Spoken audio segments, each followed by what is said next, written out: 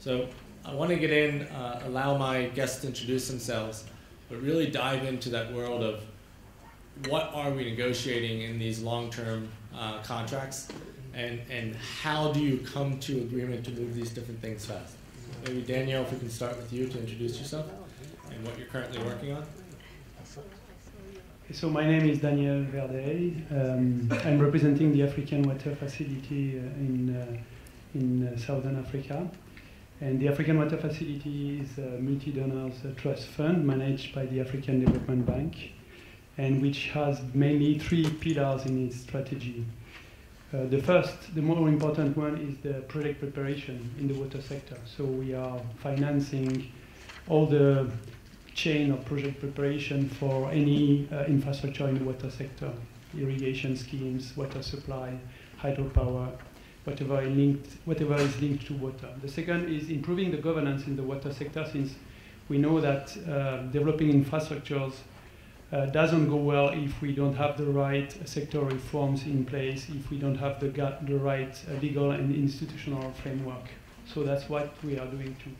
And the third one is improving the knowledge, because you also need information system, you also need monitoring and evaluation system in place to inform the government decision in this sector. So I just would like to maybe give you an example of what we are doing in terms of project preparation. We are mainly funding project preparation for standard public type project, but we also have about 10 to 15% of our portfolio that are aimed at developing PPPs. So the example I'd like to pitch in 2 minutes is a mix of those two approaches.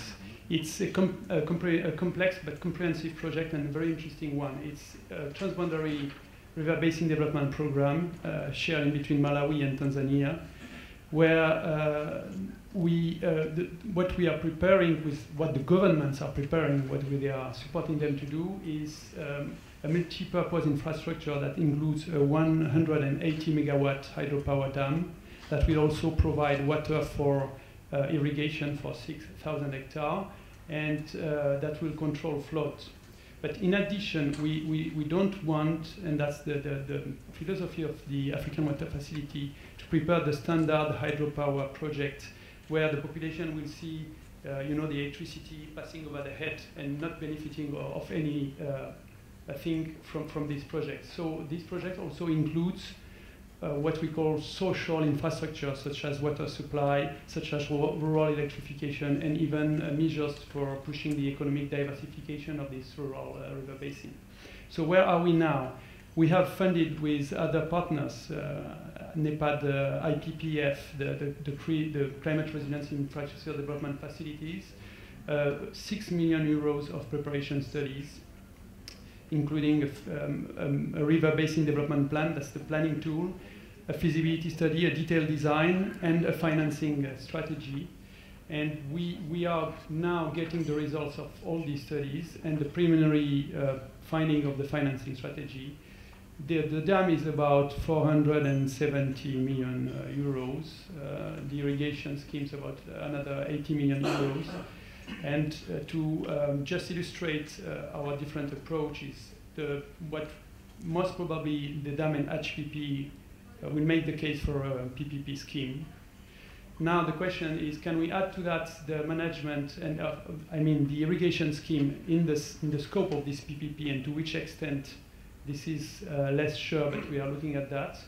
And the rest of the measures most probably will be funded through fees that the hydropower scheme will give to the river basin organization that both governments are also putting in place, and that will come back to the local population through financing local development projects. So we are there. We have still a bit of way in front of us. Yeah, Daniel, maybe we'll finish introductions and then we'll dive deeper. Okay, sorry. Doing business in Africa, you can't afford to be without Africa Investor.